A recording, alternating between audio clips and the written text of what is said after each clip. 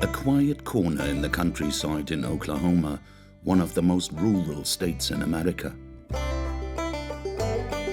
Hills, cows grazing peacefully, and suddenly,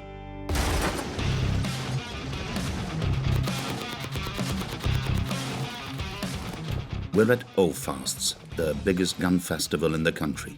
For a whole weekend, more than 2,000 big guns enthusiasts gather to shoot down targets. The whole hill is riddled with bullets.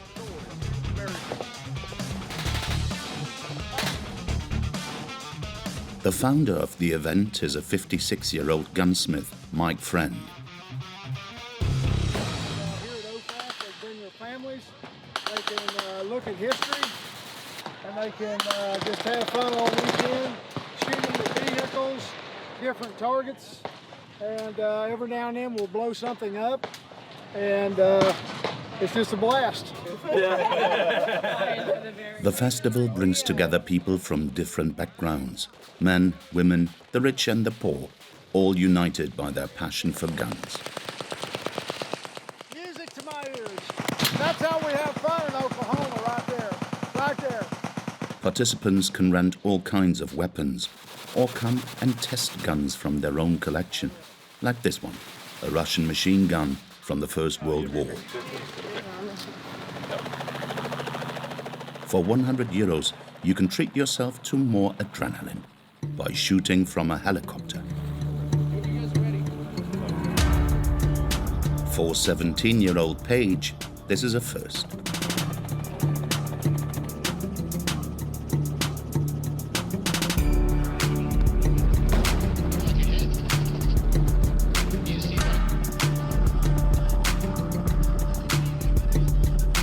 It's no coincidence that the festival is based here.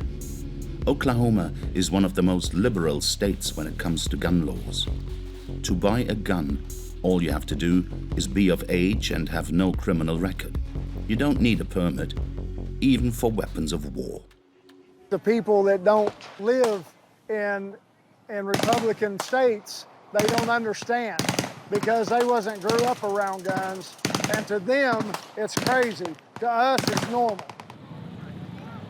The thing that makes O-Fast so popular is that it is child-friendly.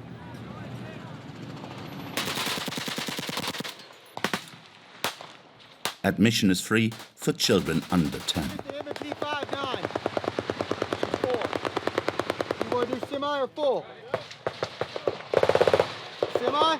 Okay, we'll do semi. Does she know what it means? Oh, yeah. Yeah, she knows.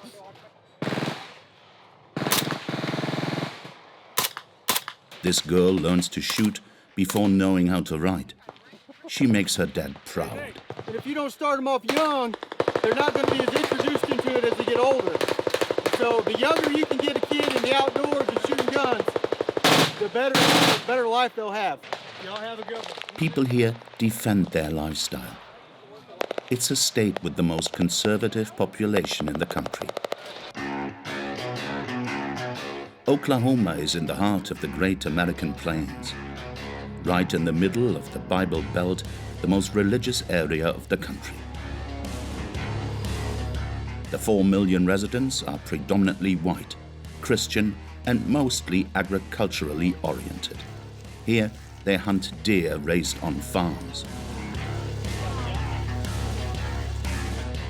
No other state is as involved in defending the main principles of the Republican Party. God, guns, and glory, right? During the conquest of the West, Oklahoma saw the most famous criminals like Jesse James or Bonnie and Clyde. The state has retained some of the old ways from that time and is a record breaker in terms of criminal law enforcement. We are spending more money on people in prison per year than we are for students. Sheriff's Office, identify yourself. Here, small crimes lead directly to prison. So in Oklahoma, whiskey manufacturing is a felony. It's the same penalty as like manufacturing methamphetamine. Our mentality is kind of left over from the Wild West that we expect law and order. Oklahoma has the highest incarceration rate in the country and the highest number of women in prison. This is because of a law that punishes them more than men for the same crimes. We know someone that received a 30-year sentence for failure to protect their child from their abuser and the child's abuser, who ended up with 2 years in county jail. Oklahoma has been affected by two violent outbreaks in American history.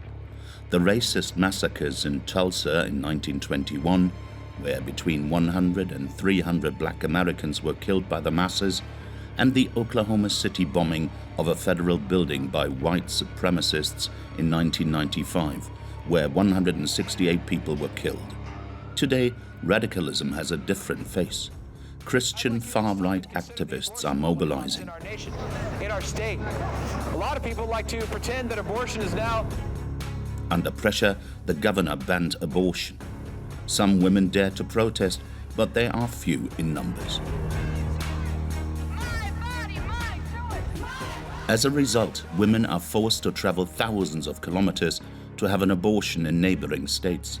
I mean, we were looking at remedies. I know, like castor oil. I was trying to just see any way rather than coming here and doing it safe. Oklahoma, a paradise for conservatives, but a living nightmare for everyone else.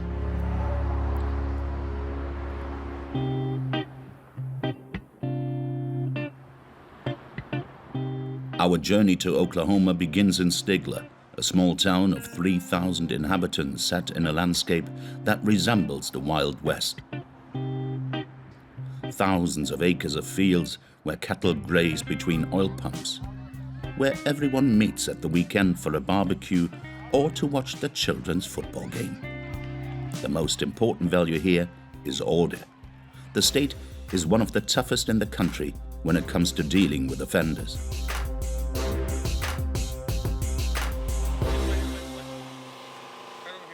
The law enforcer here is the town's sheriff. He's going to be arrested for driving under the influence, operating a motor vehicle with no valid license, and transporting no container of alcohol. The 38-year-old Tim Turner has been the county sheriff for 6 years, a law enforcement veteran who collects awards like Sheriff of the Year or Best Investigator. Elected and re-elected by the public, the secret of his popularity is his uncompromising attitude. Tonight, he and his men will go on a patrol searching for offenders. The mission will be that we focus on aggressive traffic patrol, and then we'll set up a few driver license checkpoint after dark later on in the evening. His credo is 2 words: zero tolerance.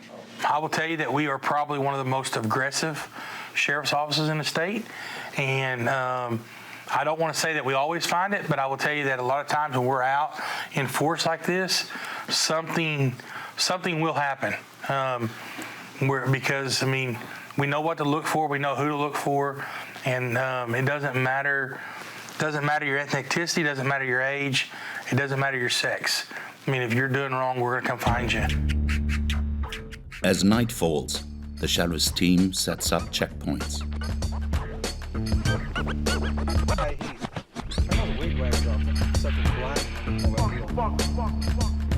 The roadblock has been placed at a strategic junction between 2 roads that cross the country. You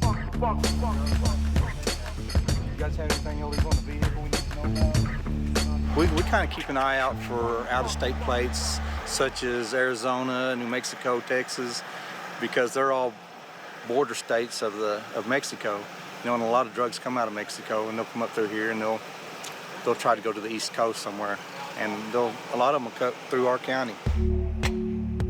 Sheriff Turner is stationed a bit farther. Well, once you guys set up, I'll be a runner. I'll sit down here in the dark and see if we get one running. County deputies have one of the toughest jobs. I tell my guys all the time that, you know, a lot of municipalities and city police officers, they get to work under street lights. Sheriff deputies work with flashlights. In the middle of the night, anyone seen is a suspect. A passerby appears in the distance. What is it? The man is carrying a rifle and starts to run away. 501 LaFleur County unit. I got a man with a gun down here in Callington. I got permission to make contact. He's running, he's running. Be a white male, black shirt, blue jeans, ball cap, carrying a rifle. The sheriff is quickly joined by his men. Hey, Chase, he comes right through here. I mean, you can see open field right there. He's got to be bedded down right here, or he's went into one of these. The officer's presence startles a neighbor. Who are y'all looking for? The guy that just ran with a gun. Somebody ran with a gun? Yeah. Oh. Okay. All right, have a good day, man. Yes, sir. Thank you. The fugitive vanished, leaving everything he was carrying behind. Huh? Couple mil. Is that what it is? Yeah, that's the ball cap he had on. I was more concerned about. Sheriff's Office, identify yourself. That's it. That's the long gun. As they search, the sheriff's team gets hold of the fugitive's loot, a bag and a computer. There's no reason that a normal person runs. The stuff he's threw down could be stuff that he just got out of a burglary. We don't know. But one thing about it, he was up to no good. The sheriff's men search the area, but fortunately for the suspect, they do not find him. The laws in Oklahoma are quite strict. A simple burglary is a crime punishable by several years in prison. Before leaving, the sheriff comes across yet another surprise. I don't think we were supposed to find this. What is it? Looks like a moonshine still, bro. Are you serious? Get over here. A discovery that could send one to prison. An illegal alcohol distillery. All the equipment is seized. Somebody's been using it. So in Oklahoma, whiskey manufacturing is a felony. It's the same penalty as like manufacturing methamphetamine. In this state, owning a weapon of war is allowed, but making your own alcohol can land you in prison for 3 years. With this type of law, Oklahoma has the highest incarceration rate in the U.S.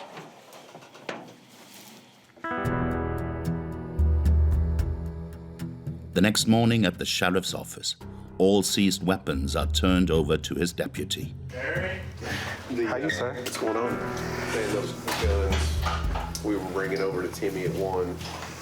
Okay. We got in your office, so. The only case where weapons are prohibited is when their owners have committed a crime or an offense. Oh, crap. These guns are going to be put amongst hundreds of others in the evidence room. Floor to ceiling, weapons seized in operations around the county. Most of them will be sold at auction at the end of the investigation. For a small county, we shouldn't have hardly any, but we do have a few, yeah. And we're running out of space. We need more space, which is sad. As for the offenders, they're not far away. Okay, let's go. They are at the end of the corridor.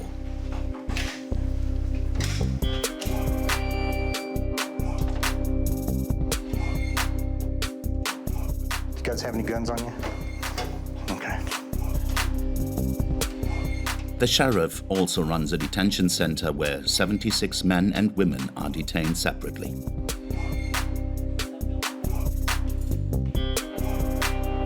We may catch them with drugs or burglary or possession of stolen stuff.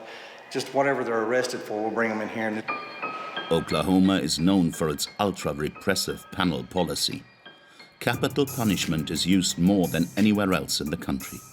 Offenders get sent to prison after their first crime. After committing their third one, they are automatically sentenced for life. Here, prisoners are in pre-trial detention, and the one who welcomes them is Shane Duncan, the jailer. Orange jumpsuits. So I figure out what size they need, bring their orange jumpsuit out, get them shoes. So we take them in there, we do a strip search on them, we bring them back out, and once we bring them back out, we take them to, we put them here against the wall, and we do their picture. This is our kitchen area. These are the prisoners in charge of cooking. They make breakfast, lunch, and supper for everybody in the back, all the other inmates. For the inmates, cooking is a privilege reserved for model prisoners.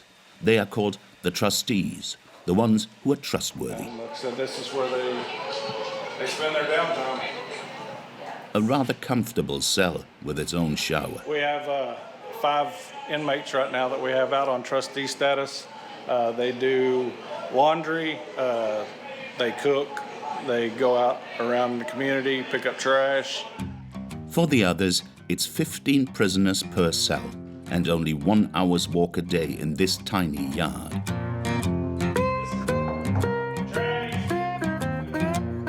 Here, temporary detention can last a very long time. They could be here for a couple of years. If not, they'll go to DOC, which is the Department of Corrections, and we might just house them for a few months. So some of them can be up to 8 or 9 years and do it here. I do need to talk to Terry. To me? Yeah, when are y'all gonna give me a chance of being a trustee, man? Hey, I could have ran. Hell, there was a hole in the ceiling for 2 days, and I stayed on my rack. And y'all afraid I'm gonna run? It ain't fair. But I ain't been in no trouble. I ain't been in no fights. Let me talk to Timmy. Pinky promise. This guy here, he's been an outlaw all his life, but I still like him. I mean, you can't help but like him. But that's how most of these guys are. They've just made a bad decision at some point, and that's why they're here. Good guys who can spend a long time in prison. In Oklahoma, even those who didn't commit crimes are punished. It only takes a small offense to have your name displayed in public. Before leaving the city, we stopped to visit another local specialty, a printing house. David and Chris Reed, a father and son, are the owners of a very successful newspaper in the state. Jailbirds, the monthly account of all the offenders. So this is the last one of today. Looks good. Looks like they could have been a little bit brighter on the black on some of them, doesn't it? That's okay. The editorial line is quite straightforward. The monthly magazine publishes all the photos taken by law enforcement agencies during arrest of county residents, from the most serious crimes to minor offenses. A concept that attracts 25,000 readers per issue, especially in the countryside. So if you're in a small town, you look through Jailbird, man, I know him and him and him. But if you're in a big city, you may not know very many of the people. So all these offenders have their faces printed and distributed, even though many will be found innocent. An added layer of humiliation for the offenders, which doesn't seem to bother the father and son. It's the Oklahoma legislature that decides what information is available to the public. So what we do, the only thing we do that's different is we take the information that is available to the public and make it public. People are in jailbirds. They're not in jailbirds because of me. If it wasn't us publishing, it'd be somebody else.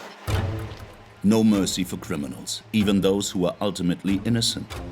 Another example of Oklahoma's uncompromising approach. One category of the population is particularly targeted: women. In this state, they are often sentenced more than men for committing the same crimes. As a result, Oklahoma has the highest rate of women in prison in the country.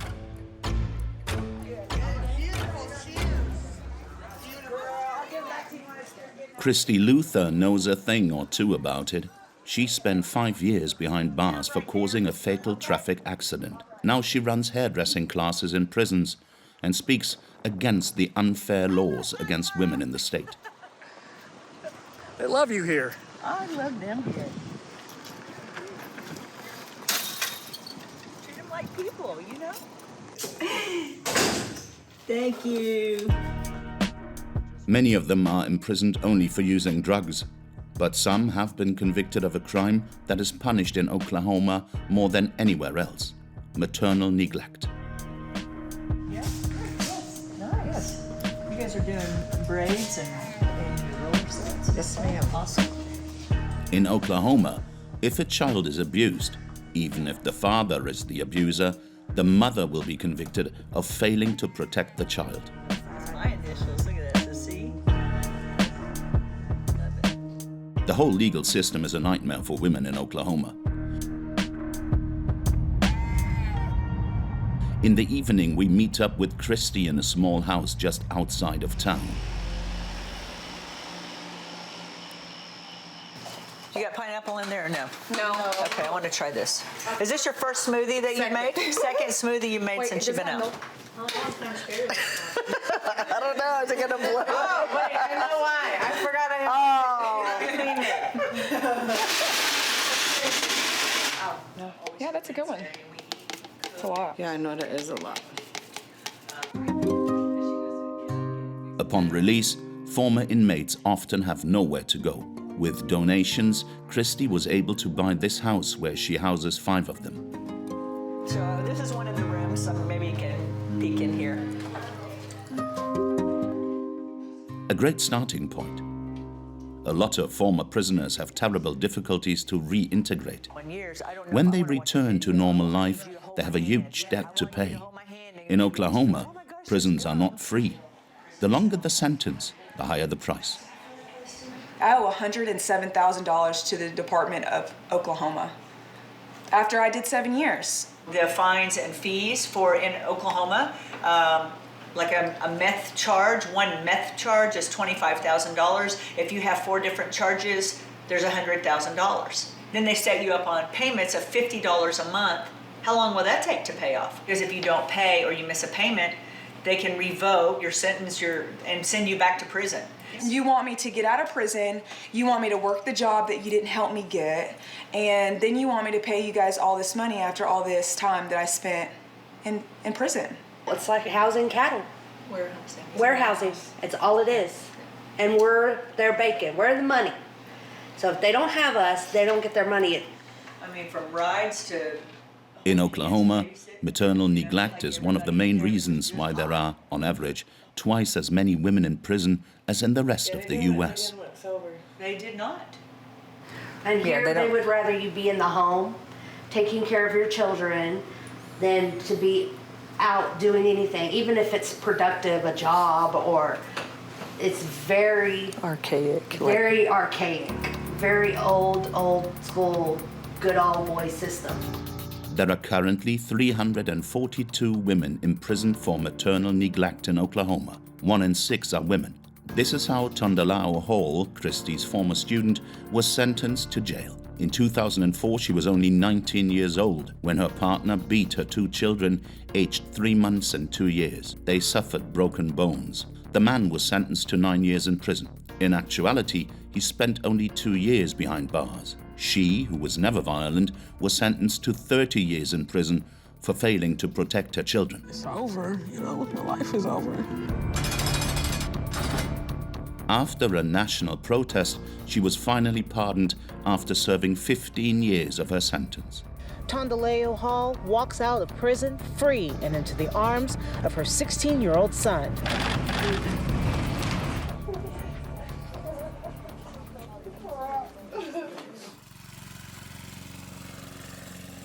We are back to prison. It's a big day. Hi! You ready? Christy meets up with one of her students for her last hours in prison.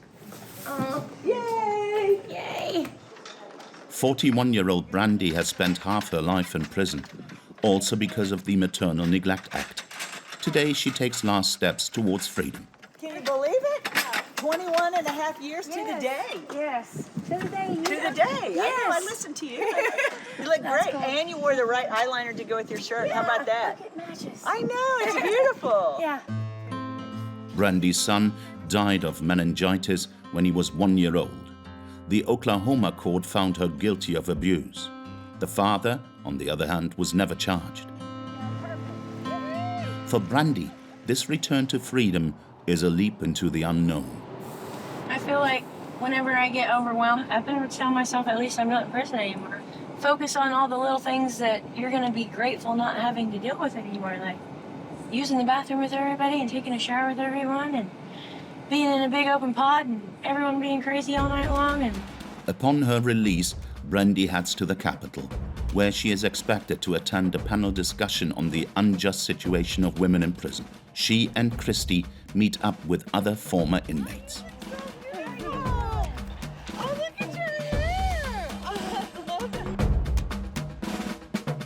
Brandy agreed to give her testimony. The interim study? Yeah.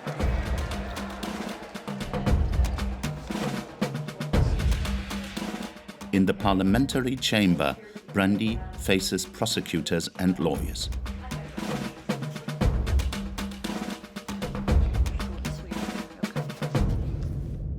A difficult speech after 21 years in prison and barely 2 hours of freedom. Pull that microphone up kind of close and give us your name, please. Thank you. My name is Brandy Alexander. Thank you for letting me speak today. And I've been incarcerated for 21 and a half years since I was 19. I had 3 children before I came here that were all under 5. And so my son, he had meningitis and I came to prison for neglect.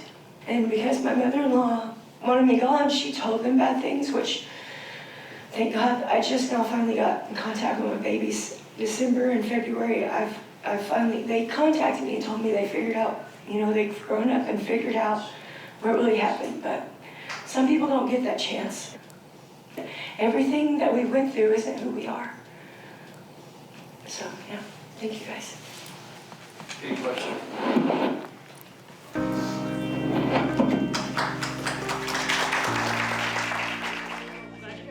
Brandy has been separated from her children, not seeing them during her sentence. She hopes to reconnect. As for Christy, she's calling for an end to the law on maternal neglect, which she believes is fundamentally unfair. We're here to say, this is wrong. Look at us. We have a voice. This is wrong. Do something about it. So the whole, one of the parts of the interim study is to pique an interest for lawmakers to write something, to step up and be brave and not just stay comfortable, but to be brave and say, yes, that's wrong. Let's write a bill about that. So that's what we hope for, Stated. That's awesome. Okay, so, and you have my number, right? I know you have you have it memorized. Well, I just want to make sure you feel safe and everything. Yeah, thank you. So, okay. Even if you had to call me at 2 in the morning. You're my family. Thank you. I love you. I love you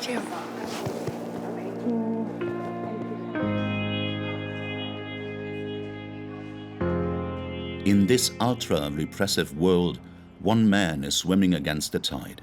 He would like to end the state's prison policy.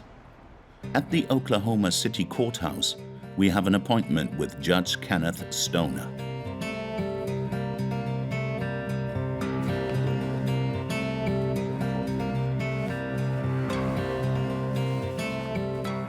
Since 2018, he has been in charge of a drug rehabilitation program.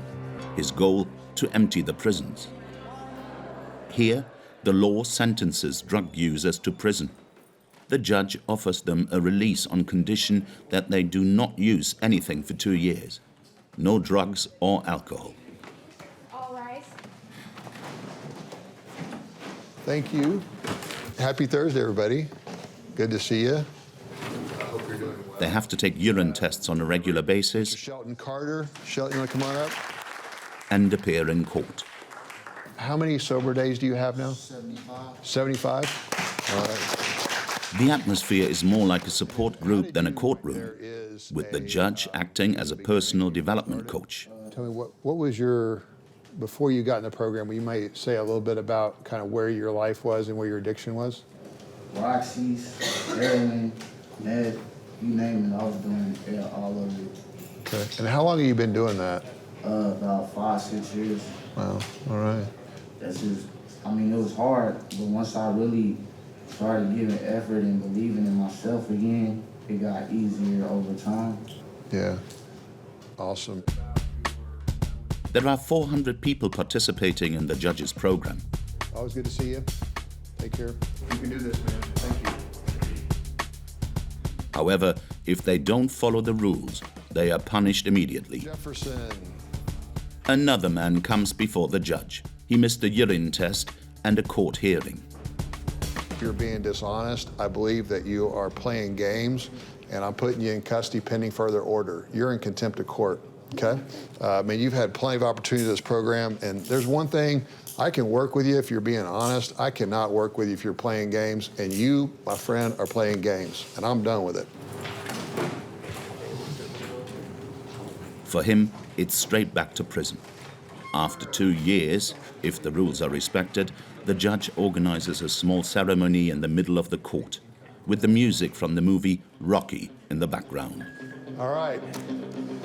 Will you guys please help me celebrate the hard work and the graduation of Mr. Julian Carter. This is a great day for the now ex-drug addict, who has brought his family with him. What's up, Julian? How many sober days you got? I got 1,235. All right.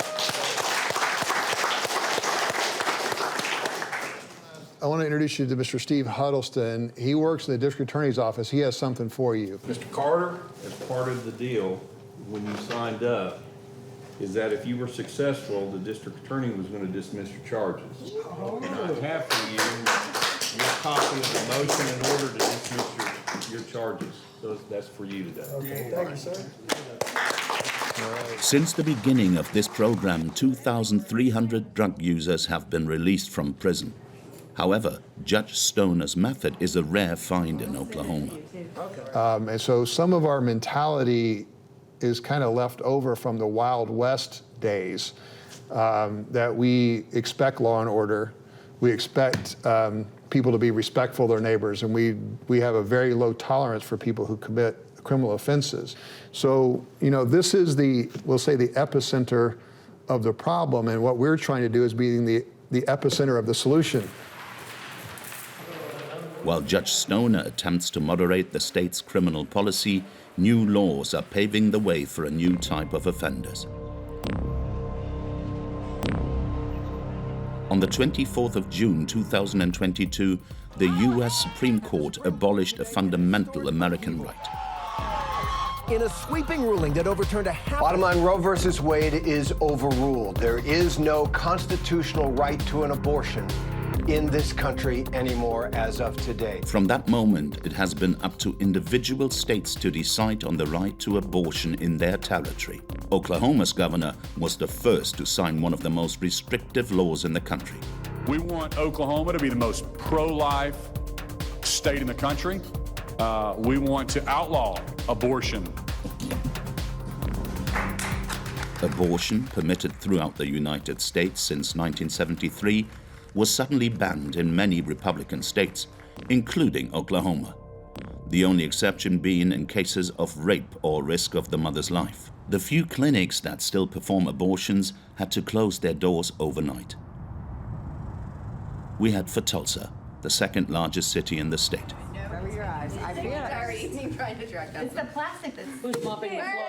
This is the last day of the women's clinic, which was to celebrate its 50th anniversary in 2023. A great sadness for the employees, including 64-year-old Susan. We celebrate all the women we've helped and all have helped and will help. This is. I don't want to be sad, even though I am sad. But we are going to help as many women as we can from here on out. It might not be in this location, but it's all in our heart. Performing an abortion in Oklahoma is now a felony, punishable by 2 to 5 years in prison.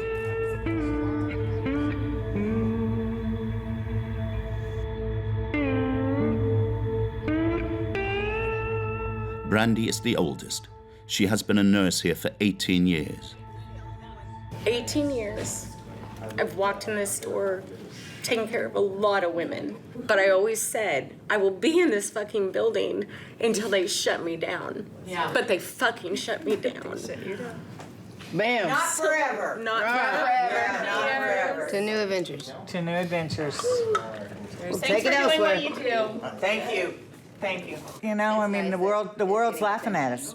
I mean, the world was laughing at us for Trump, and now it's laughing at us for this. I mean, my God.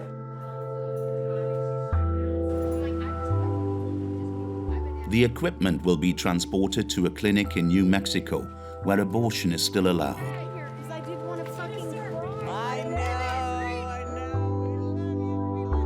Brandy's journey continues. She's not going to give up. And as soon as we can get this motherfucker back up, I'll come home. Okay. Otherwise, I'll be in New Mexico. Yeah, this is temporary. The clinic used to do 60 abortions a day. Now the car park is empty. For Susan, it's a lost battle. She has been working here for years. She was in charge of accompanying women who wanted to have an abortion. She used music to drown out the insults of the anti-abortion protesters who spent all their time outside the clinic. And ta-da, we're ready. So every day of the week, they would come and they would scream at patients, you know, meet the cars. Hi, I'm a clinic escort. I'm here I'm invited by the clinic. I'm here to drown those yahoos out. And they would be here, and then if they ever got up here like this, I'd call them out and say, you're trespassing, you need to get back up. Oh, you're just nitpicking. And I'm like, no, that is the law. In this footage, we see the perspective of the protesters. Turn to Jesus Christ today. It's not too late for you. Please rescue your baby. Have mercy on your baby. Your precious child. You're the one who's headed for hell and death. This anti-abortion protester filmed every woman he passed in the car park. In this footage, he goes straight for Susan. Why don't you worry about the fact that you are headed for hell because you destroy children? You thought about that? You destroy children. Well, God already said it. We wanted to know more about this man and his motives. He arranged to meet us in a surprising place, the Iron Maiden concert in Tulsa. He may have won his battle with the clinic, but his war's not over. He wants abortion to be completely banned, everywhere, without exceptions.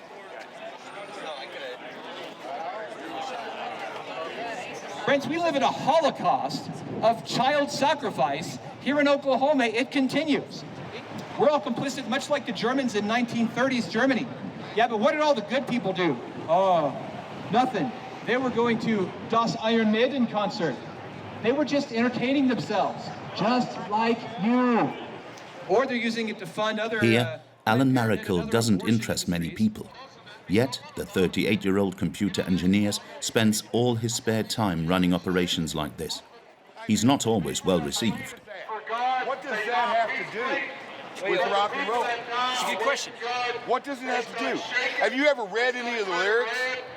No, hell no, you haven't. Hey, kiss my fucking ass, dude. And you know what? If they didn't want to, make sure to get that. Yeah, get it. Like that baby? That baby guy? Did they leave him alone? The baby there? I'm going to treat you like a baby. Yeah. Okay. Hey, sir. You see this camera? You see that camera right there? You see the police around here? Okay, I'm not going to be afraid to call the police if they're charged. Yeah, this is a little above average in terms of violence and ferocity. Alan is quick to forget the damage his words caused. He will post all these exchanges on social networks.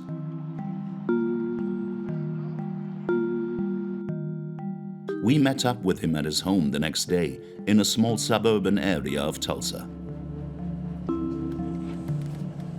Welcome to our place.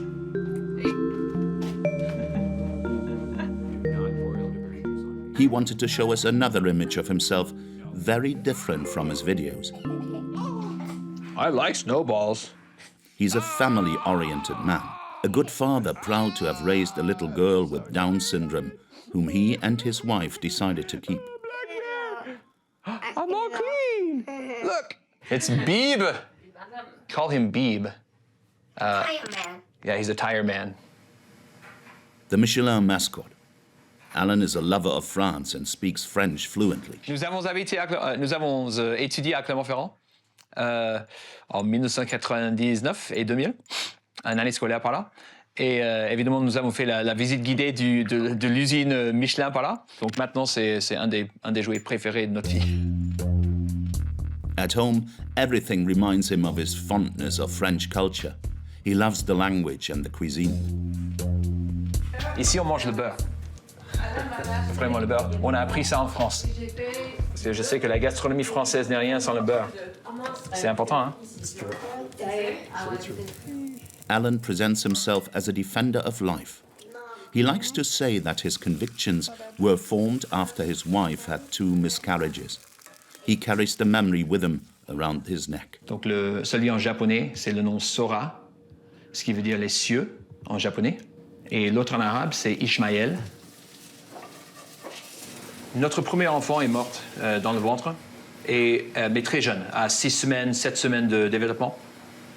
Et je me suis rendu compte qu'elle était une fille, elle était ma fille, elle était vivante, un être humain. Et ensuite, je me suis rendu compte que la plupart des avortements dans le monde sont faits à cet âge.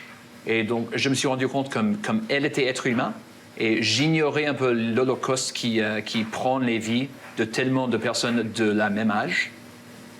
Ça m'a provoqué un peu à l'action.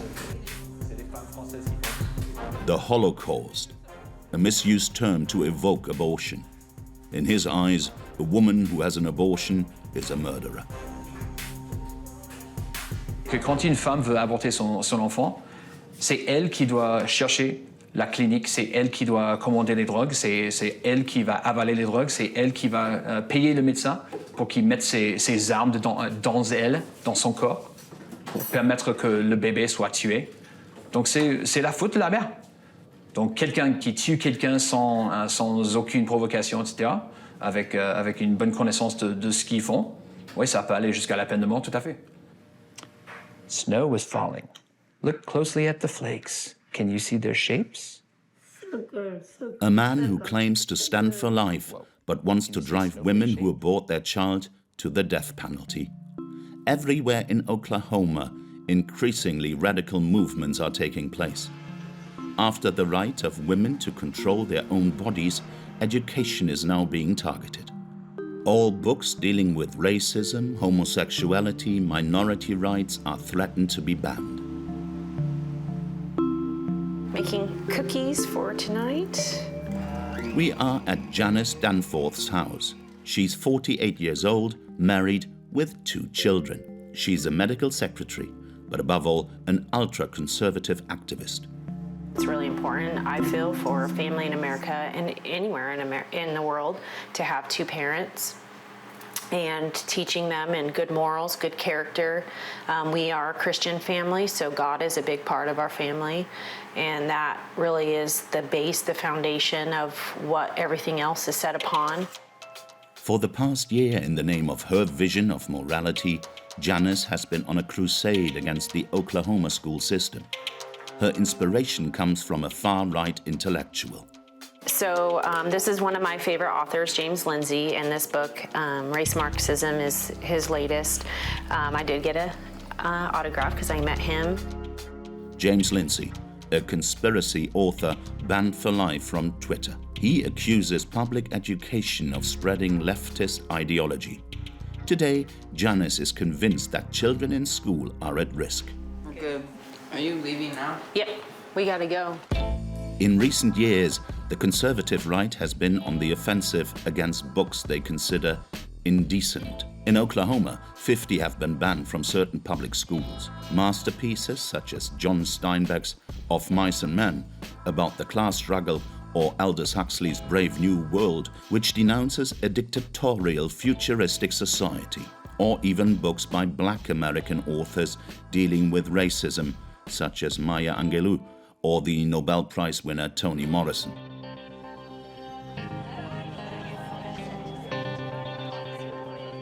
Today, Janice is presenting at the Tulsa School Board, which is in charge of 78 public schools. Her goal is to have a new book banned as immoral.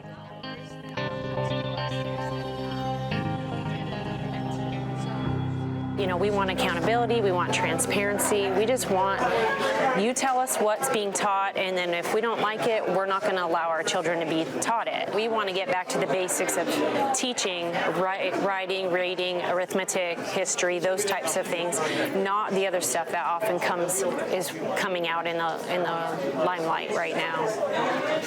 To get her point across, she uses her ally on the committee. Hey friends. What's going on?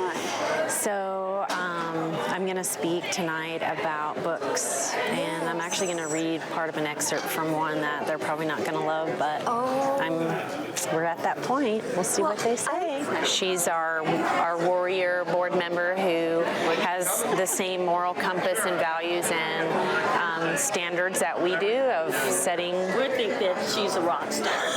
No.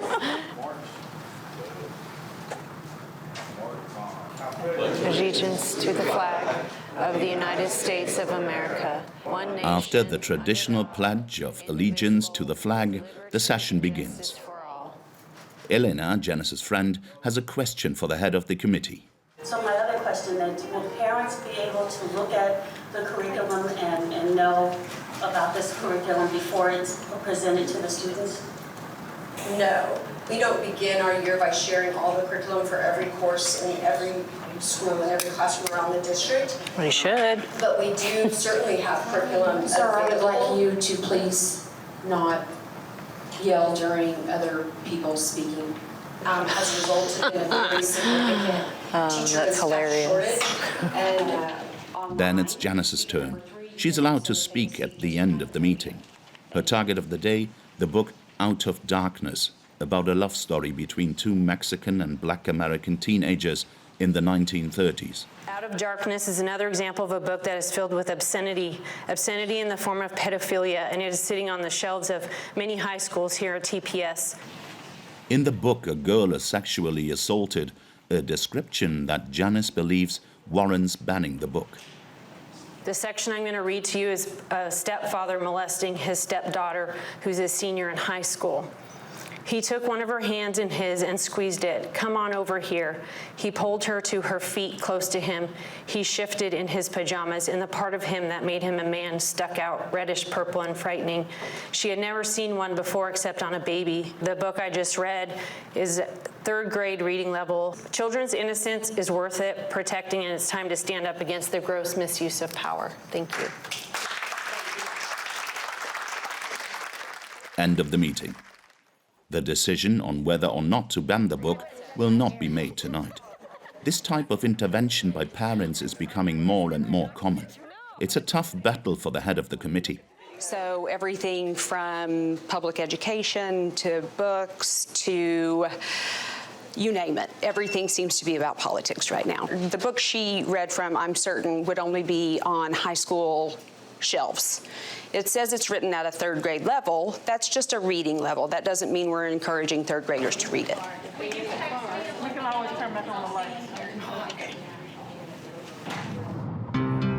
The more liberal residents are being forced to put down their arms and even leave Oklahoma. We drove to Albuquerque, New Mexico, the neighboring Democratic state. We met up with Brandy, the nurse that used to perform abortions at the clinic in Oklahoma. Okay, you ready? That's my girl. 2 months after the Tulsa clinic closed, she moved here, leaving her partner behind, and found a job at another facility. And I miss my wife, but it's also something I've done for so many years, and I couldn't imagine doing anything else. So here I am. As long as we can keep this clinic up and going, I'll still be doing it. I will be doing this until they totally shut us down. Okay? You stay. Right. New Mexico represents a little free haven. So I always park back here. In the middle of states where abortion was recently banned: Texas, Louisiana, and Oklahoma. Come on in. Brandy is seeing more and more women who have traveled thousands of miles to have an abortion. And more women travel on the Friday and Saturday just because they can get a flight and go home and also have a day of rest on a Sunday, depending on which procedure they do. So yeah, this is our busy day, and tomorrow will probably be busier. One of the patients agreed to let us film the consultation. Hello. How are you today? Monica is 22 years old. She's just arrived from a small town in Texas, more than 6 hours away from the clinic. So this is your first pregnancy? Yes, ma'am. Have a seat. So we are going to try to do this ultrasound just abdominally. Let's see if I'm on my right probe. Good. Am I hurting you? No. Looking like you're still pretty early. I'm getting you at about 6 weeks and 3 days. Does that sound about right? On a scale of 1 to 10, Monica made the trip with her boyfriend. to expect a 10. As much as it is my choice, it's pretty hard. Like me having to come all the way over here, you know, and like not having the choice back home. I did grow up very, like in a Christian household, you know. My mom was very conservative, and so, I mean, it's not like I can talk to anybody about the situation. I'm young, I have things that I want to do. I'm very selfish, you know. And I know that it's not... Nah, it's not being selfish. It's just you looking out for yourself for right now. Yeah, this is the best decision for me. Do you have any questions for me? No. Okay. Okay, perfect, girlie. You have survived me. You can go have a seat all the way back up front. Hello. Hello. So, and you're just going to swallow this first pill? Monica takes the first pill in the clinic. Then she will have to swallow 3 more pills within 48 hours when she gets home, which will cause a miscarriage.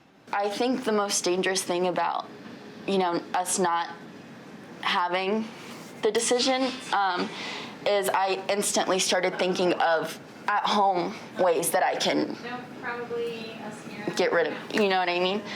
I mean, we were looking at remedies. I know, like castor oil, if you take like a certain, I mean, I don't know, it's not looking into, you know what I mean? Like I was trying to just see any way rather than coming here and doing it safely, you know what I mean? And then obviously when I talked to my boyfriend, he was like, no, I don't want to, like, I'm going to do it the right way. We'll travel if we have to. Monica did the right thing. The health risks of having a backstreet abortion are huge. But she had to pay the price, 1,500 euros for the procedure, travel and overnight hotel stay. Many other women are not able to afford to do what she did and have to suffer the consequences.